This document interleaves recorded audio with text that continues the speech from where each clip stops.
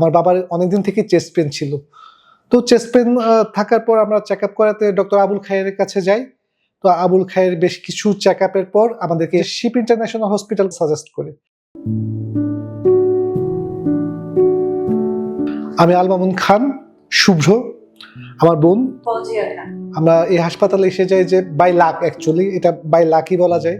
Sheep international হসপিটালটা কেমন হবে, so I was really confused যে ওইখানে কেমন ট্রিটমেন্ট পাবো, বা ধরে মানে ঢাকার ভিতরে না ঢাকার বাইরে ধরে একটা হসপিটাল। সো তারপর আমরা যাক আবুল খায়েরের উপর ভরসা করে এই হসপিটালে আসলাম এবং এসে উই আর আমেজড যে this is really a good hospital. আমাদের পেশেন্ট যখন এসেছিল তখন আমরা আসলে জানতাম না যে ওনার শারীরিক অবস্থাটা কেমন। আমরা কয়েকটা রিপোর্ট পেয়েছিলাম যে রিপোর্টটা খুব একটা ভালো ছিল না, but we are not fully acknowledged about the patient condition. তো যেটা হলো যে আমরা এখানে আসার পর আমাদের একটা অ্যানজিওগ্রাম হলো। অ্যানজিওগ্রামের মাধ্যমে আমরা জানতে পারলাম যে ওনার 3টা ব্লক আছে 90% করে, যেটা ওপেন হার্ট সার্জারিটা নেসেসারি।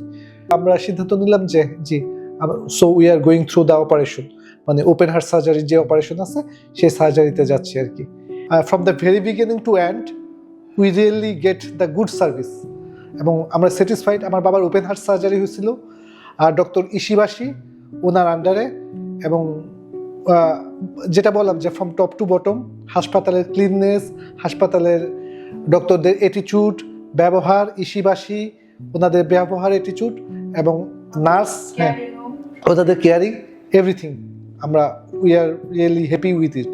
আমার ফ্রেন্ডস, ফ্যামিলি, রিলেটিভস যাদের সাথেই কথা হয়, কেউ যদি কোনো রকম ডিফিকাল্টিস ফেস করে এই টাইপের মানে হসপিটাল রিলেটেড, তো আমি অবশ্যই এই হসপিটালকে সাজেস্ট করবো যে this is a good hospital.